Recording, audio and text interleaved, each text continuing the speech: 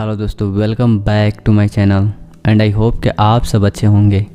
आज की कहानी आर्यन की है, तो चलते हैं इस कहानी के अंदर। मेरा नाम आर्यन है। मैं 7 साल का एक छोटा सा लड़का हूँ। मैं सुबह जब सो कर उठा तो बिल्कुल ठीक महसूस कर रहा था, पर जैसे ही बेड से उतरना चाहा मेरे पैर में भयंकर दर्द शुरू हुआ, जिसके वजह से मैं चिल्लाना शुरू कर दिया। मेरी चिल्लाहट की आवाज़ मेरी माँ के कानों तक पहुँची और मेरी माँ मेरे पास दौड़ी चली आई। मेरे माँ के पास मेरे लिए बहुत से सवाल थे, पर मेरे दर्द ने उन्हें कोई सवाल का जवाब नहीं दिया। उस समय मैं छत पे सोया था, इसीलिए मुझे सबसे पहले नीचे लाई और मेरे बड़े भाई को मार्केट दवा लाने के लिए भेज दी। मेरे बड़े भाई कुछ ही समय में दवा लेकर आए। उसके बाद से मैं दवा खाकर लेट गया, पर पूरी दिन मेरे दर्द ने कम होने का नाम ही नहीं ले रहा था। नेक्स्ट डे मेरी माँ ने खुद मेडिकल स्टोर जाकर दवा लेकर आई, पर दूसरे दिन भी मेरे साथ बिल्कुल वैसा ही रहा। मेरे पैर में कोई सुधार नहीं आया था, दवा का कोई असर हो ही नहीं रहा था। ये प्रॉब्लम सही होने के वजह और ख़राब होते जा रहा था और मैं अब विकलांग जैसा बिहेव करने लगा। इसी को देखते हुए मेरे माँ ने और ना लेट करते हुए मुझे हॉस्पिटल लेकर आई। हॉस्पिटल आते ही हम लोग पहले पर्चा लगाए एंड अपने बारी का इंतज़ार करने लगे। कुछ ही समय में हमारी बारी आ ही गया। जब डॉक्टर को सारी बात बताया तो डॉक्टर ने सबसे पहले एक एक्सरे टेस्ट लिखा। टेस्ट के करीबन आधे घंटे बाद हमारी रिपोर्ट आ गया एंड मैं उसे डॉक्टर को दिखाया।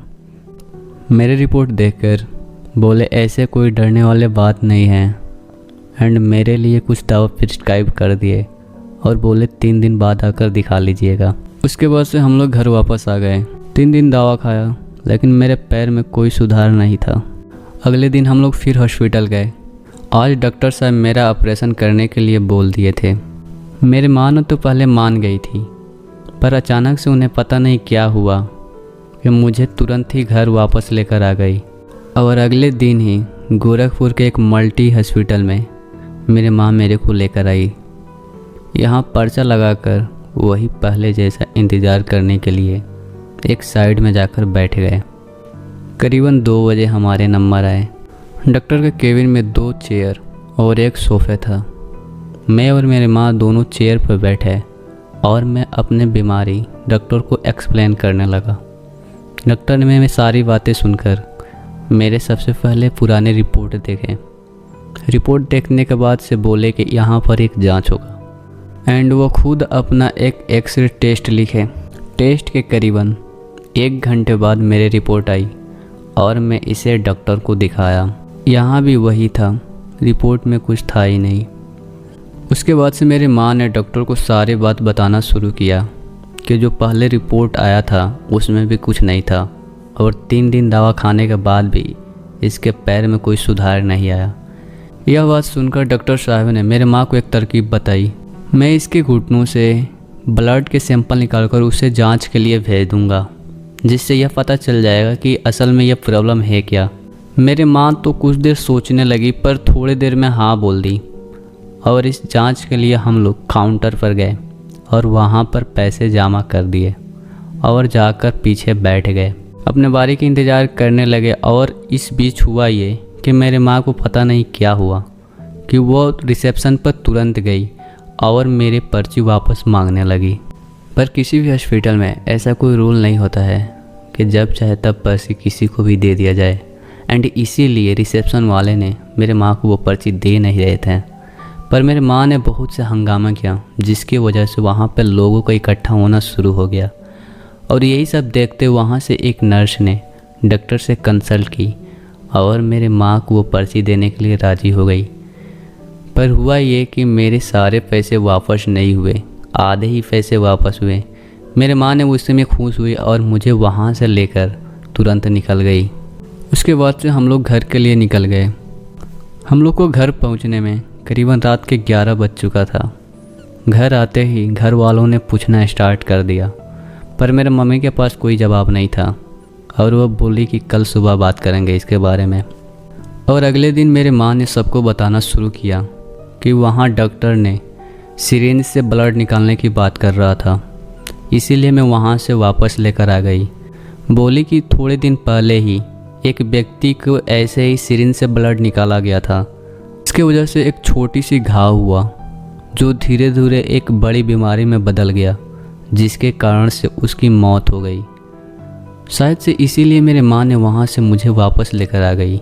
मेरा ब्लड निकालने से मना कर दी थी, शायद से इसीलिए वो आधे पैसे में ही खुश थी। अब ये बात मुझे समझ में आया, पर मेरा पैर आज भी वैसा ही है।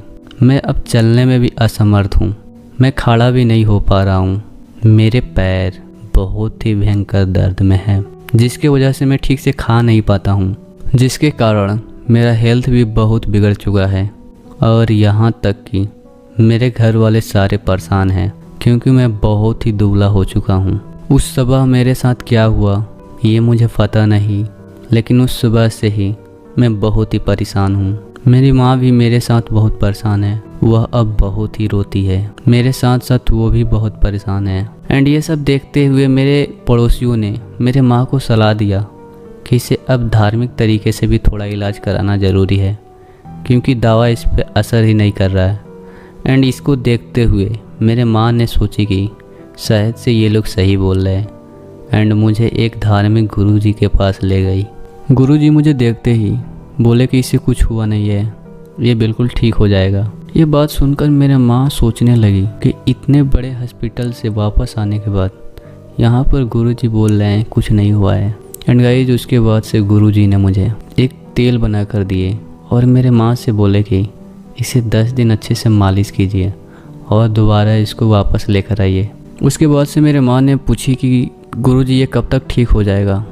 तब गुरुजी बताना शुरू किए कि ये कोई बीमारी नहीं है, इसके ऊपर ब्लैक मैजिक किया गया है ताकि इसको विकलांग बनाया जा सके। एंड ये बात सुनकर मेरे माँ चौंक गई और मैं सोच में पड़ गया।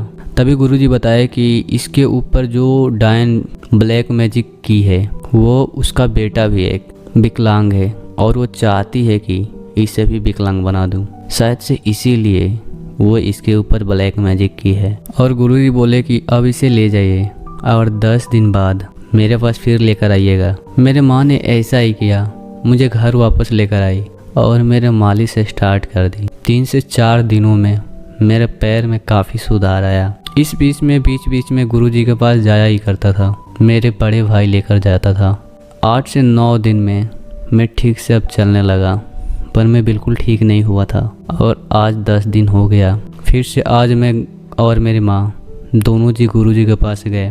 वहाँ जाने के बाद से गुरुजी पता नहीं कौन सी मंत्र पढ़े और फिर से मेरे माँ को थोड़ी सी तेल बना कर दिए और बोले कि अब आने की कोई ज़रूरत नहीं है, मैं बिल्कुल ठीक कर दिया हूँ इसे। उसके बाद से हम लोग घर वापस आए और मेरे पैर 15 दिन में बिल्कुल ठीक हो गया और मैं पहले जैसा एकदम नॉर्मल हो गया। पर वो कौन था जो मेरे को विकलांग करना चाहता था? इसके पहले मैं इस धार्मिक गुरु पे कोई विश्वास नहीं करता था, ना ही मेरे घर वाले विश्वास करते थे। पर हाँ, आज से मैं विश्वास करना शुरू कर दिया हूँ, क्योंकि मुझे वही ठीक किए हैं। आज भी मेरे को वो सवाल हमेशा सताता है एंड मेरे घर वालों को भी सताता है कि असल में वो था कौन जो विकलांग करना चाहता था। गुरुजी बताए थे उसके घर में भी एक विकलांग है, शायद से इसीलिए विकलांग करना चाहता था। पर वो है कौन? आज तक इस बात की कोई सबूत नहीं मिल पाया। पर हाँ, वो कोई बीमारी नहीं था, एक ब्लैक मैजिक ही था जो मेरे ऊपर किया गया था, जिसके चलते मैं चल नहीं पा रहा था और विकलांग होते ही जा रहा था। एंड गाइज, ये पैर मेरे माँ की वजह से बचा है, क्योंकि फर्स्ट टाइम जब मेरा ऑपरेशन होने वाला था तो मेरे माँ ने मेरे को वहाँ से लेकर वापस आई थी। सेकेंड टाइम जब सिरिंज से ब्लड निकालने वाला था, वहाँ से भी मेरे माँ ने ही मेरे को वापस लाई थी। शायद से इसीलिए मेरा पैर आज ठीक है और मैं उस गुरुजी के हमेशा एहसानमंद रहूँगा, क्योंकि मेरा पैर उन्होंने ही ठीक किया है और मैं इसका हमेशा एहसानमंद रहूँगा। आज मैं 17 साल का हो चुका हूँ और मैं 11th क्लास का स्टूडेंट हूँ और आज भी मैं बिल्कुल ठीक हूँ। एंड गाइज, आप लोगों को क्या लगता है कि कोई ब्लैक मैजिक होता है? एंड गाइज, आप लोगों को लगता है ब्लैक मैजिक होता है तो कमेंट करके ज़रूर बताइएगा, क्योंकि मुझे तो लगता है होता है, तभी ये हुआ था। और ये इस बात से भी साबित होता है कि बड़े बड़े हॉस्पिटल में जो नहीं हो पाया, एक धर्म गुरुजी ने भी उसे ठीक कर दिया। एंड गाइज, ये वीडियो आप लोगों को पसंद आई हो तो वीडियो को लाइक करना ना भूलें एंड मेरे चैनल को सब्सक्राइब कर दीजिएगा ताकि अगला वीडियो आप तक पहुंच सके। तो मिलते हैं अगले वीडियो में। उससे पहले एक छोटी सी इंट्रो दे देता हूं। अगर आपको भी अपनी स्टोरी मुझे सेंड करनी है तो मैं डिस्क्रिप्शन में एक जीमेल आईडी दिया है जहां पे आप अपना स्टोरी मुझे सेंड कर सकते हैं, क्योंकि मैं यहां पर आपके साथ हुए क्रीपी एंड हॉरर स्टोरी को एंड मिस्टीरियस स्टोरी को एक्सप्लेन करता हूं। तो मिलते हैं अगले वीडियो में, तब तक के लिए बाय। Please subscribe.